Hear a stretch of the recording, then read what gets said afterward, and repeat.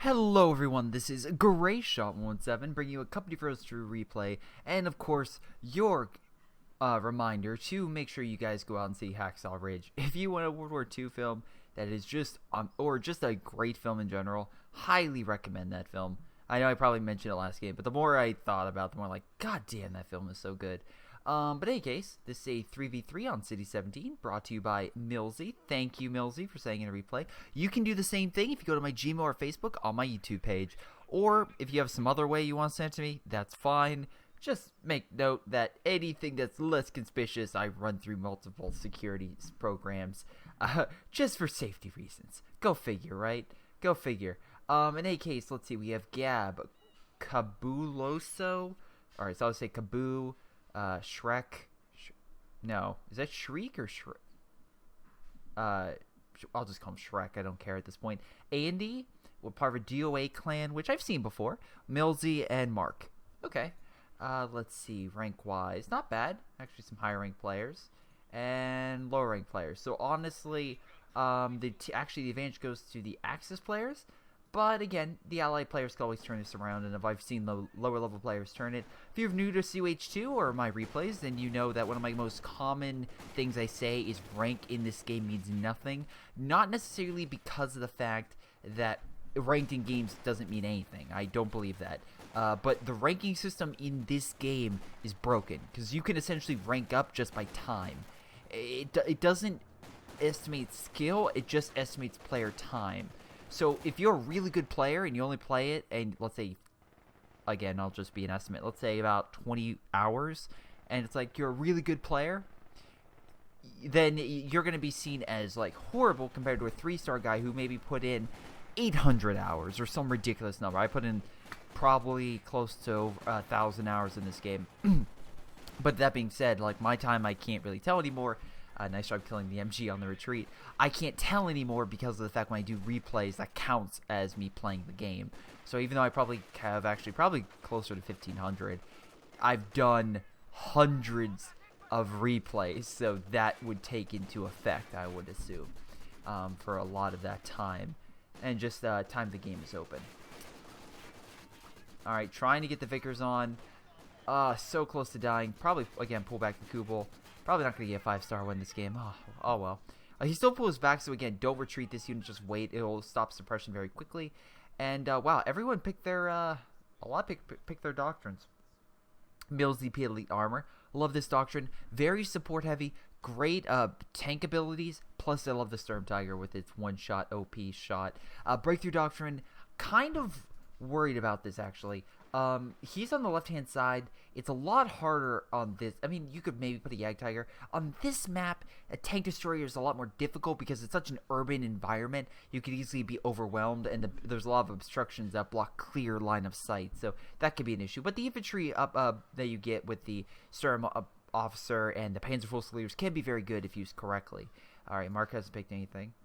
Gabe has picked Vanguard Operations. This is pretty good for fast assault, keeping your guys on the front line, and just overall, the strafing support's also really good for just, again, for offensives. You got rocket strikes and machine gun strikes, and the Crocodile is always a great vehicle to have because of the fact it literally burns infantry alive, plus it's strong enough to actually fight, not Churchills, it is a Churchill.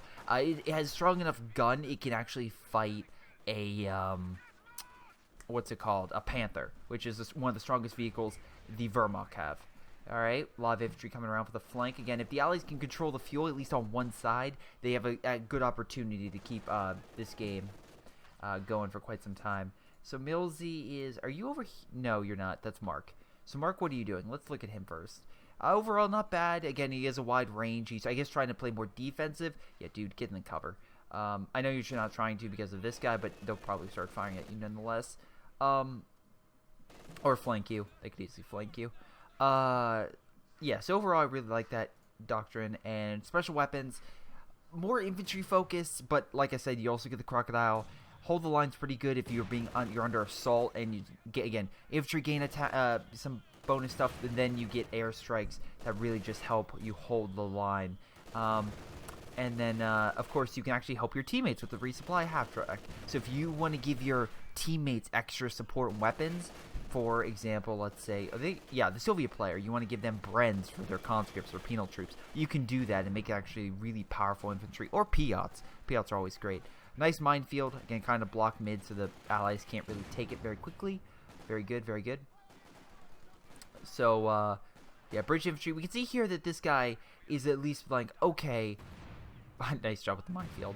Oh, yeah, keep walking into it. That's a great man. All right. Just ignore him. And I like how these Volk squads are like, well, there's a... Never mind. But he's trying to upgrade his infantry to the highest potential. The bridge infantry you can actually upgrade to have more men, and that, of course, increases their capabilities and also their firepower, which is, again, very helpful. The problem is, Green's over here, but he should really be on his right-hand side. That said, while Andy and Millsy are pushing on the right, on the left, the allies are pushing pretty good. But it's still lopsided. We can see here that... Wow, really? Huh. Okay, munitions-wise, it's slightly different, but everything else, it's kind of dead on, which... Honestly... Oh, that's why. He put a fuel cache down. That's going to help them. I was like, why are they getting more except... Okay, the point, the fuel point, that's why. They're getting extra munitions, and the fuel is kind of evening out the fact they've lost an additional place. Otherwise, the map is pretty even. We shall see how this goes. This guy should really kind of reposition. Again, I like the SCG-44s. Again, have a good frontline infantry. With those added guns, they increase the capabilities close range. Wow, another unit bites the dust. You really need to work on that. Alright, let's see. Nothing yet, and nothing yet. But overall, like, even though he's losing, we have this guy, Gabe, who's essentially locking down. Actually, his mortars are now helping out his allies. At least I think they are. Yeah, they are. My cat just jumped on my shoulder. Don't know why. Hey, Tally. You want to say hi? No, you don't want to say hi to the people watching the CH2 game? No? Alright. Now you're placing mines.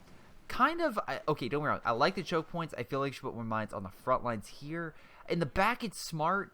But, like, this close together, no. Spread them out. That way, of course, if an enemy charges you, you have a better...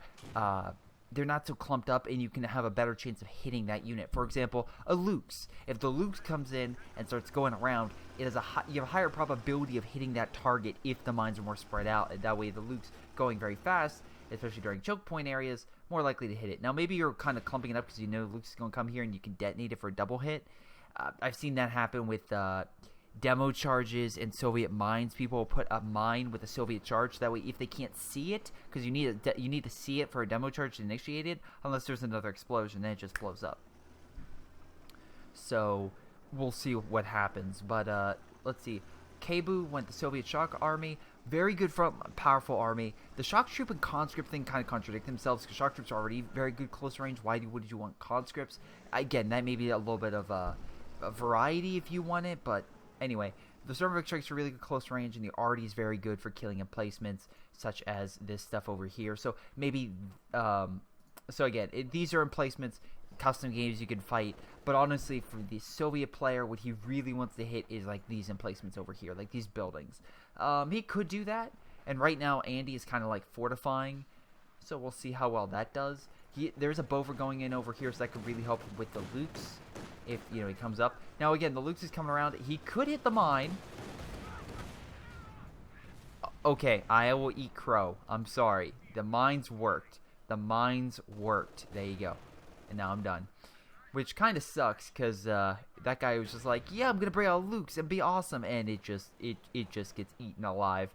Yeah, poor Millsy. But in any case, yeah, so this guy, Mark, is actually starting to counterattack. He has mortars to kind of counteract the mortars that he's been fighting with, and they're kind of helping. Nice flamethrower unit in a building. Flamethrowers do a lot of damage. Molotov cocktail kind of hurts units in buildings well. Not as powerful, but still very good for dislodging units in buildings, such as MGs, which is the most common thing. But I do like what Gab is doing is he's still pushing on the Axis lines, and it seems like this guy over here, what's this guy? Okay, Shrek is starting to push up and take back his territory, at least maybe. We'll see how well that goes. He really needs a better frontline capabilities. I like the armored car, and I feel like the armored car, again, very powerful versus stuff that just basic infantry, but if it versus AT gun, it's kind of screwed. though it does have smoke, so you could use that to your advantage. Smoke the AT gun, keep shooting, and when the smoke clears, get the hell out of there. Or you can just keep yourself around and then get killed.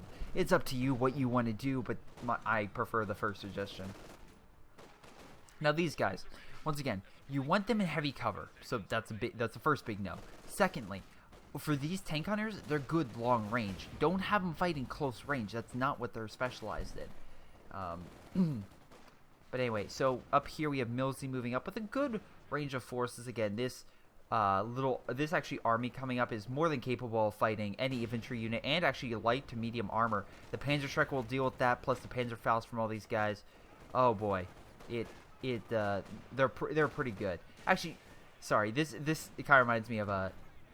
Oh god, whenever I ever heard a thing about we were taking an area and then we lost that place and we took this location. A lot of times it was either German or Japanese, but it's like you hear American soldiers say, we took that hill a couple times, and then of course we got dislodged. Like Hacksaw Ridge gave me a better idea of like what that would look like, but actually CH2 does a good job. Think of just like a group of like this giant blob attacking and you being forced back, and then you're like, oh god, run, and then of course you counter a weakened blob and able to push them back. Then of course they heal and come back and forth. That's kind of just like a little thing in CH2 where it's like, yeah, oh Jesus Christ. Alright, I'm just going, it's a nice dynamic. Here's the thing, Half Track, I get what he's trying to do. He's trying to reinforce his guys so that we need to keep fighting. Problem, MG especially added 2-star, which increases suppression and all sort of accuracy and a few other things. Yeah, this MG is going to keep annihilating you. Alright, I think it's suppression. Yeah, suppression and field control. It's going to keep suppressing your guys. So no matter how many times you reinforce them, you're stuck. And then, nice mine by the way, holy god, that Soviet offensive backfired dramatically. And then you have the AT gun here, which is firing long range, which is holding back that armor. And Kabul just lost his entire army in that offensive. The Soviets lost like everything at the offensive. Holy mackerel. If you're not getting ground, pull back. Nice grenade, and nice fire, incendiary. Again, this is just more well equipped, and now that since they're out of cover, these guys are weakened. Even with the thing is with Brens are more powerful than the SG-44s. At least what I've seen of them, they're better and more powerful anti-infantry units. That being said, this armor card's not going to kill all this stuff. Like, good luck. Just good luck. He probably wants to heal. Actually, very surprised he doesn't get like the medic or the pyrotechnic supplies that we can call an artillery and heals units. Very surprised. Again, maybe he's trying to just. Wow, nice AT gun shot. I don't know. Maybe he's just trying to keep.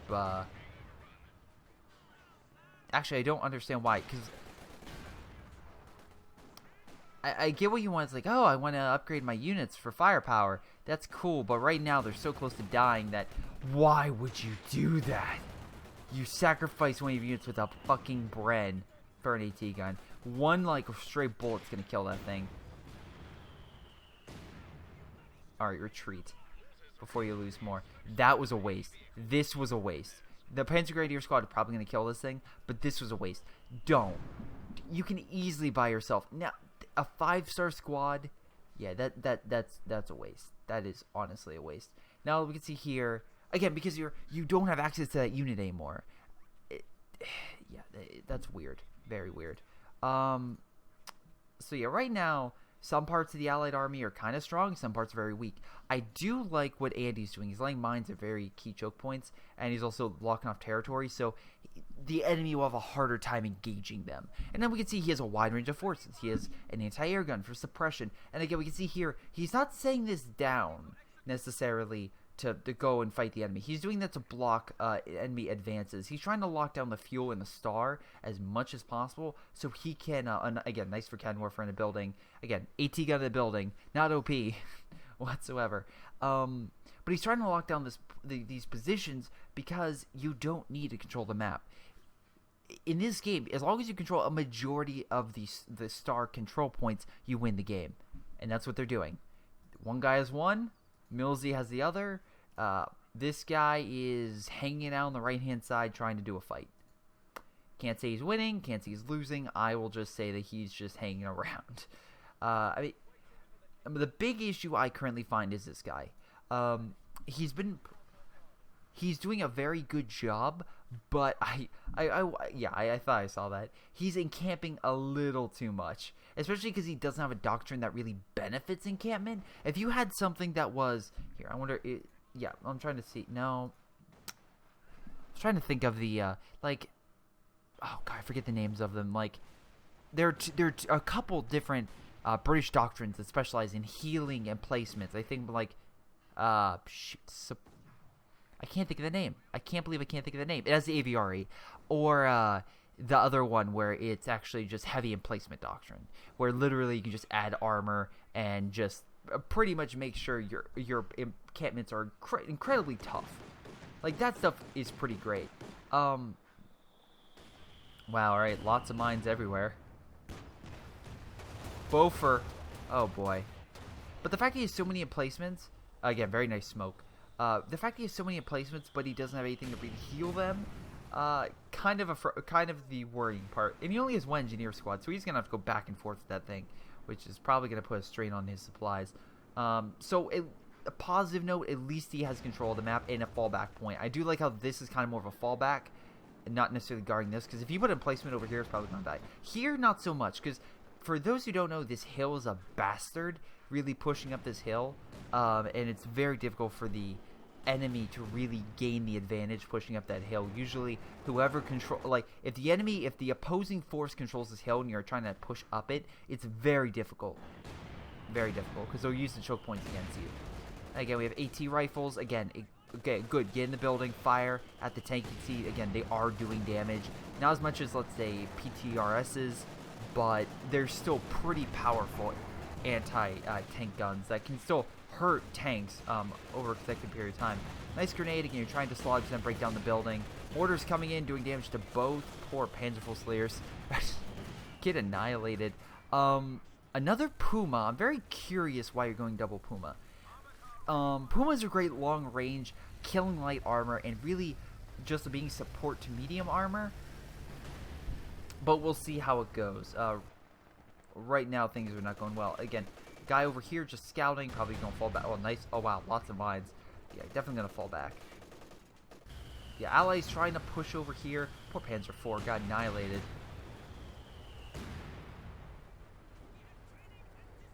But yeah, but again, we have a nice wide range of forces, and really, yeah, this half-track is going to be screwed if the Pumas get sight, because the Pumas have very long range. As long as they have sight, which again, it can kind of both give and also benefit from others, they can start sniping armor. Now, i.e., Vet 5 Puma can go toe-to-toe with Jacksons, but these are recruits. They're not going to do that. Not at all. So let's see, what do we have coming in here? Oh, here we go. So Mark went the assault support. This helps boosting your own resources, plus that suppressing run that he just did. Very, very good for one reason: suppressing infantry, and that will stop an infantry push in its tracks. And what I'm seeing right now is Kubu is doing something that's kind of stupid. What he's doing is, a lot of players will do this. They'll throw everything they have in one giant engagement. Did that plane just... Anyway, they'll throw everything they have in one giant engagement, and if they lose it, well, they say, fuck it, we're done. And I hate people who do that. I hate people, like, always have a fallback, always have a strategy, always have a secondary. Because if you put everything on a primary, you're destined for failure. Because then it's like relying on a single unit or a single strategy and not having a fallback or a backup. That's why it's like, for anyone who ever is like, right now I just entered the workforce, so they always like, okay, you're starting to get a job, great job, you're getting money right now, but you still want to make sure you save, you still want to make sure that this maybe, again, you're out of college, you're big-eyed, and you're like, oh my god, I'm finally getting money, and this is so much money. Don't spend it. Start saving and start using it wisely, because if you don't, and things start popping up, you're gonna be a lot worse if you don't start planning ahead. And or your main primary falls back, and you start having issues with it. It's like, that's why they always recommend, like, have multiple plans, have multiple strategies, because what if the first one doesn't go through? Then you're, again, not exactly the best situation. Love all these guys jumping over. That's just great. It's like, go, go, go! Sir, can I just walk around? No, you have to jump! Yeah, any infantry fighting that's going to be annihilated. Again, with these guys, also Dotton, again, very good long range. Love how he's booby trapping it right now. So of course, when enemy infantry come into the point, they're pretty much screwed. This is where actually this guy, boy. See, here's the thing. I kind of want to root for him, but then I'm kind of like, really. For example, he could have actually fought this and actually held him off if he would have upgraded. So right now, again, we can see he has a ton of resources. So if he would have went with the, and again, this is entirely speculative, and if he didn't want to go with, that's fine. If he went with the anvil tactic and then used the pyrotechnics on this point, he could have used the white phosphorus to suppress and push back that infantry. And right now, we know, no offense, Millsy, but you kind of are, you're blobbing your infantry. So if he can start using tactics to counter blobbing, that would be good. He could save a fur crocodile. That's acceptable. Right now, I don't think he's going to. I think he's like getting a, what is he getting? Yeah, Cromwell. Not gonna help. Also, kind of weird that you didn't have an AT gun over here. Again, if you're going to be having a hard point, also, Boffer, hit the Puma, not the Panzer IV. You will shred both Pumas very quickly if you actually refocus. Again, it's kind of just like, it's kind of like, well, you could focus on the big thing, or you could talk about the smaller stuff, and at least take them out with you. But you did. So right now, again, we have Gape losing his forward line. So right now, we're going to see the Allies in a lot more of a desperate situation as they lose access to their fuel and lose access to a large number of resource points. We have a Sternvik strike coming in, and while I like the Sternvik strike, there is a big problem. First off, most of the infantry that it would hit is out of the circle. Secondary, with the OKW, you have a lot of AA both in the base and from the trucks, which sucks. So any planes that are flying around, as you can see right now, are going to be shot at consistently by that AA on the Panzer headquarters, and I'd be very surprised if it stays up much longer. Because usually after yeah, there we go. Usually after enough hits from it, it just gets shot down. And that's actually why I kind of like Bofors as well. Because Bofors will do the same thing. So, like, for example, that suppression run that he brought in, that's the strafing run will be shot down by AA. So, again, that's always something that you need to consider. If the enemy is using a lot of plane weapons or abilities, make sure you can counter that. And, again, AA is something that is cheap, is easy to get, and is very vital, and can actually help turn the tide. There's an old 2H2 replay I did. No, it wasn't a replay, I'm sorry, it was a live one. Where literally the enemy, it was on Sittard Summer, would send in dozens of planes at us. And literally for airstrikes, Stuka bombs, recons, you name it. We lined the entire outskirts of our map with AA, with all of our resources left. We had a wide range from AA half-tracks to American half-tracks, and I think we even had like 1 or 2 Centaurs. No, we didn't have Centaurs. The British weren't out yet. It was, yeah, just Americans and Soviets versus OKW and Wehrmacht. But we were able to counter that. By the way, nice AT and armor component. We were able to counter that because of the fact that once they started, again, using all their planes, we shot them down on the sky. So then we built up our resources and just countered. Nice flank with the Puma. I do like what he's doing. He's using the Puma in the, like, just how cluttered this map is and all the side streets to kind of get around the enemy. Very surprised that T-34 got around. But again, very smart move. They snuck up on the Cromwell, but he activated, again, you can see right here, his vehicle crew repairs, so the smoke is coming in. So actually, if I click on the Puma right now and hit click on Fog of War, they can't see it, and they can't target it because of the smoke around it, which sucks. They can direct fire, which is possible, but with a Puma, that's not exactly the best thing to do. And also, it's still healing, so even though with all that, it's still going. I like how he's trying to hit it, and then he just drops some more smoke. AT gun probably, yeah, there it goes. Kills it, and I would be very surprised. No, AT gun moves before it can fire again.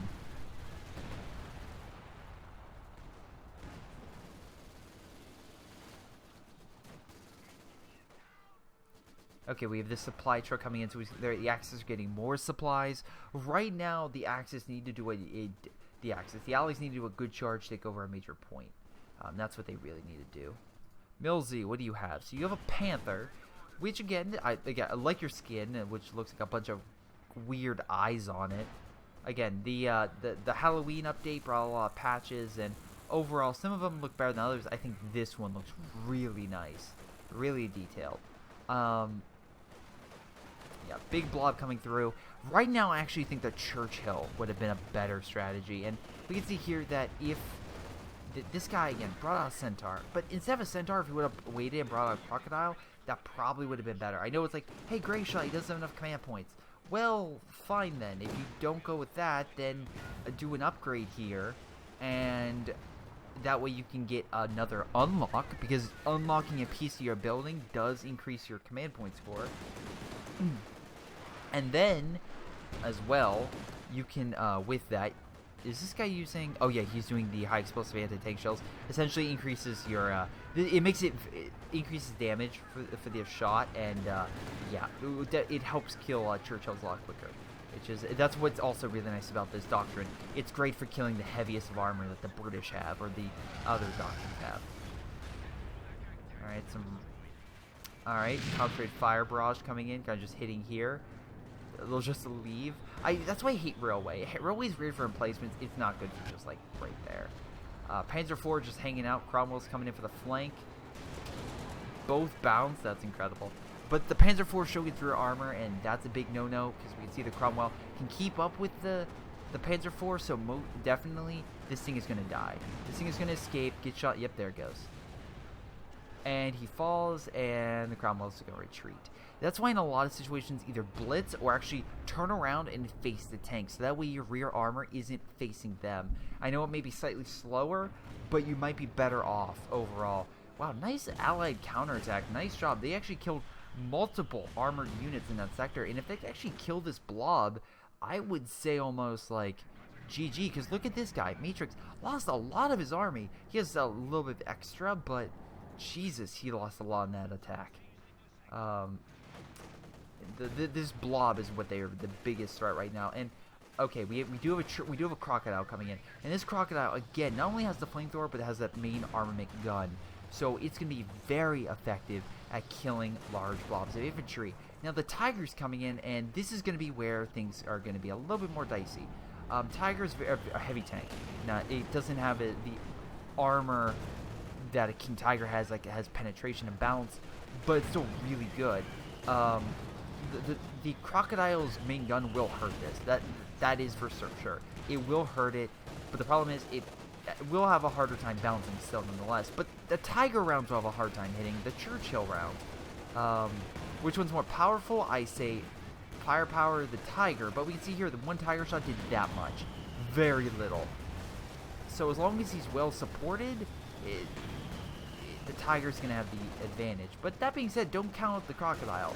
With well support and then grabbing an AT gun per se, you can really do a lot of damage. I do like how these guys are flanking, but again, they don't have AT. Is that a demo charge?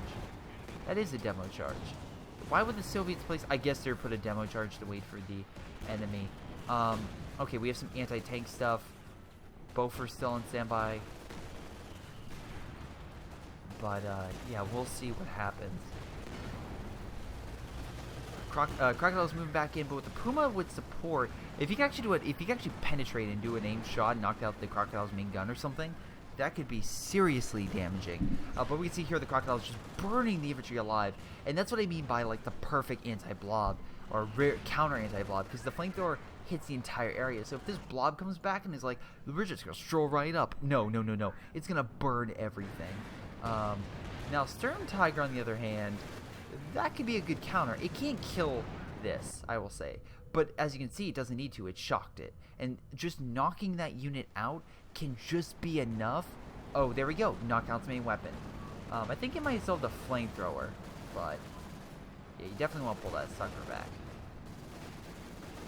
But, yeah, right now, that thing could still be a major threat. And at least knocking it out just for right now is huge. Shriek needs more AT. That's what he needs right now. He needs AT guns. And right now he has the ability to get AT guns. So I'm very curious why he doesn't. Even just like 2 AT guns would be very helpful. Just holding this line with maybe a Vickers in this building. Kind of stop large blobs. But again, that's just my opinion on what he should do. T-34 coming in, trying to get the kill. I don't think it's going to happen. He's going to hit this blob. He's going right into Tiger as well, which is definitely not where he wants to be. Yeah, there he goes. Boom. So there's that. Right now there's a bunch of units coming. I think, yeah, they don't have any specials, so this is going to be a big issue. If you would have come around here, that would have been good for the demo. But, okay, nice job with the Boffer. That at least scared him half to death to make him fall back. Nice 2-star Puma.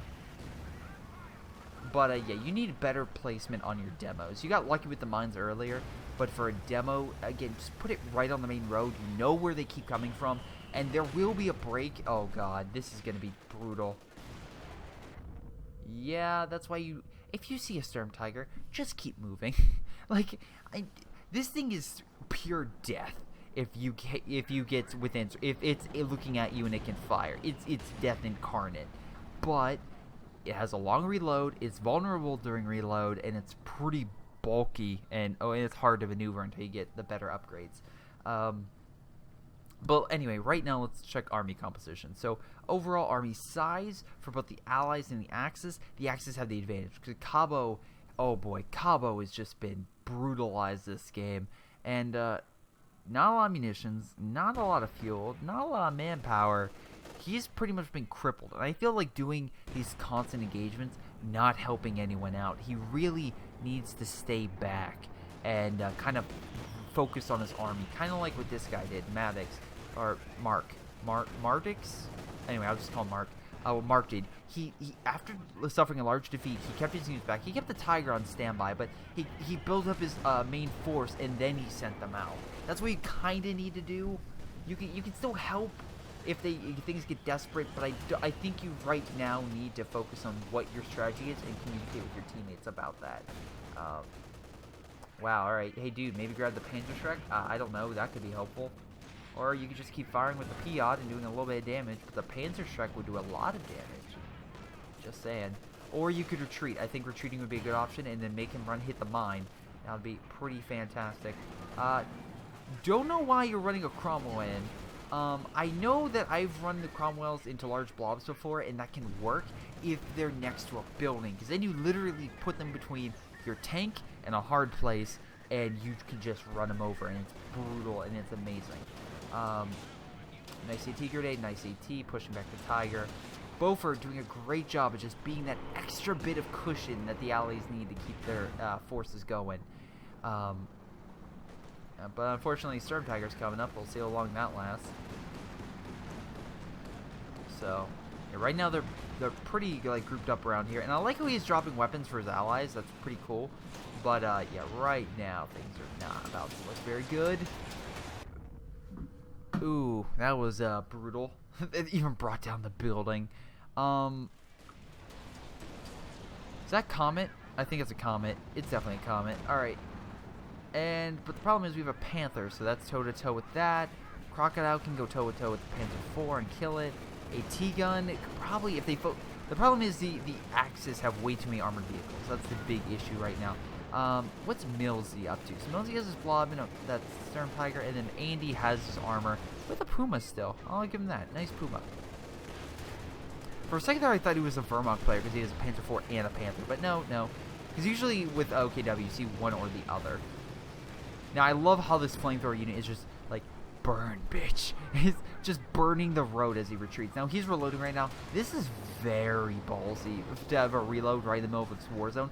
The Allies are not far behind. One tank shot and your unit gets decrewed. So, be very lucky that doesn't happen.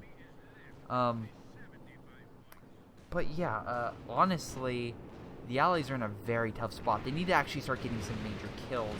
What the hell is that? Okay. That's okay. That's what they needed. Strafing support, I believe, was called in. Yeah, and the rocket strafe did enough to kill it. Unfortunately, the one component of that plane just crashed into a building, but I'll still give it credit. It was enough.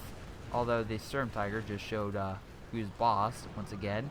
That's why you don't blob your units. If you see this damn thing, kind of spread them out a little bit more. Oh boy. Gotta love Sturm Tiger. Does that mean the allies are out? No, they're actually getting more resources than the Axis right now.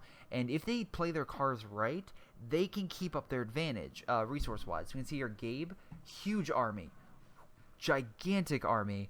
But Cabo, not so much. And actually, I think an SU-85 would actually be very effective. Or actually, fuck it, Katusha. Like, in a lot of scenarios, I don't recommend getting artillery over armor. But with this blob, if he knocked out that blob, Millsy would be crippled. And again, he's moving his blob, Millsy, in like a big blob, but it's a dumb blob. They're not individually focused. As you can see, they all turned. That's a sign of a dumb blob. And you can see they're all focusing on the conscript. Dumb blob. You focus all on one point. The smart blob is when you tell each individual unit within a large group what to do.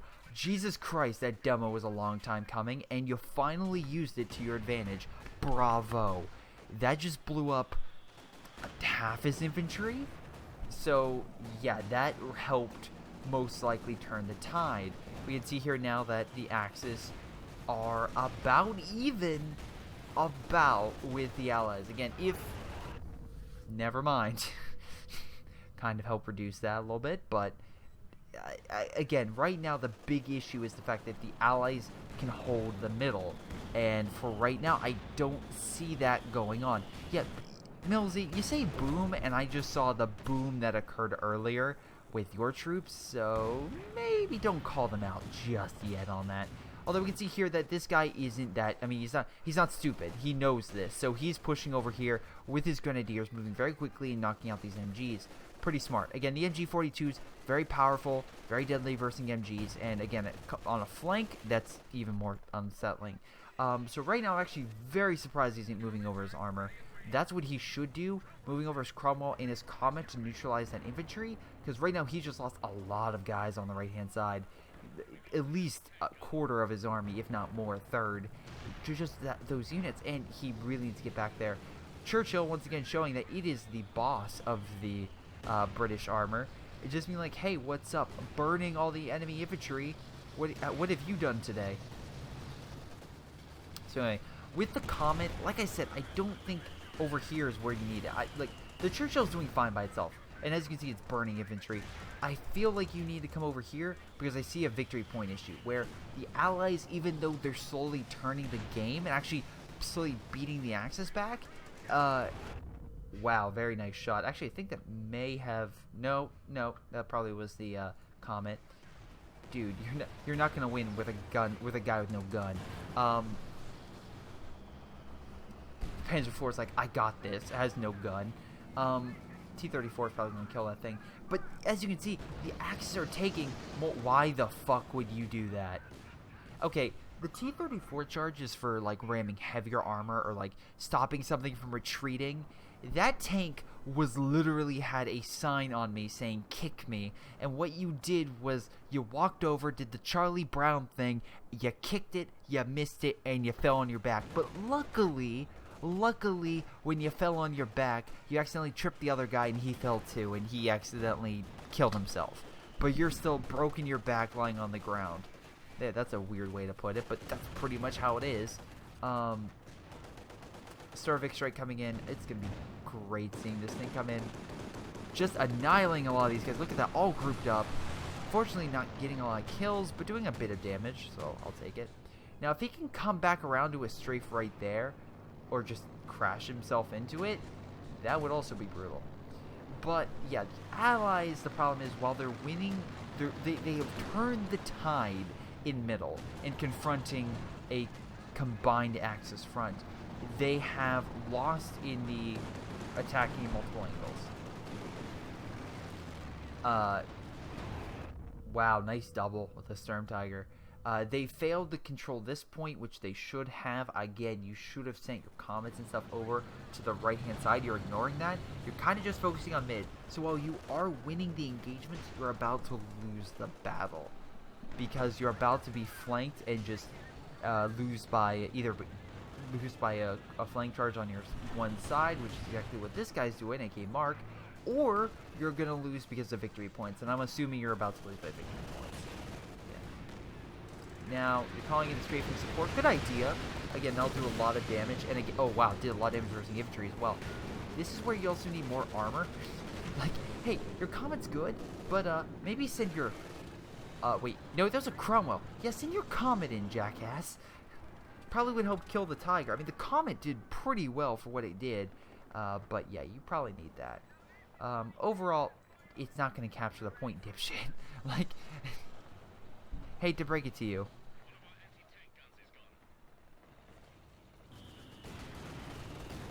So yeah, so this is the part where the Allies, not early game, like,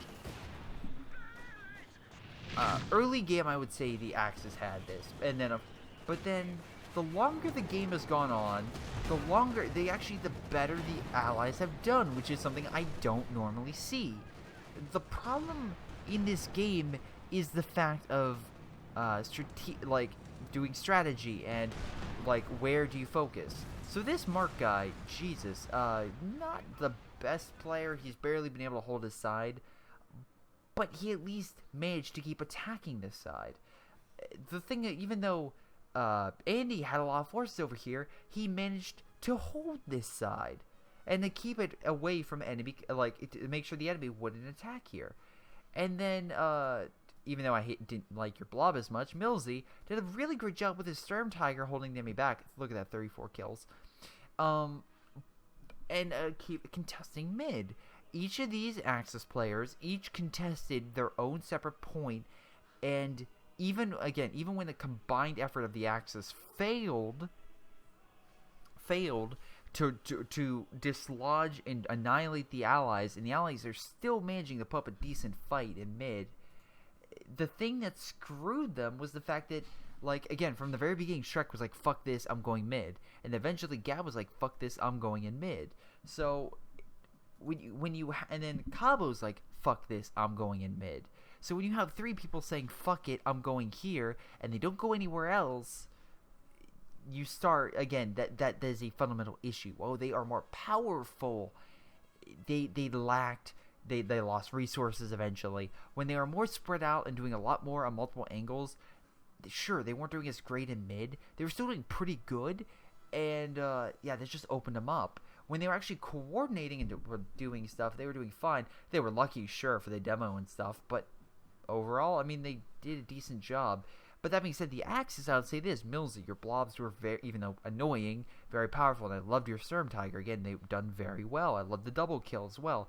Andy, great defense, and also good armor support. I liked how the fact that, again, typically with your Panther, they would get in there and get out, do a lot of damage, but not, you would do what you needed to, and then get the hell out of there, especially with your Pumas. I like how they would kind of flank around the enemy lines and do a lot of damage behind the scenes, or just sneak up on the enemy, and the enemy is like, what the hell is going on?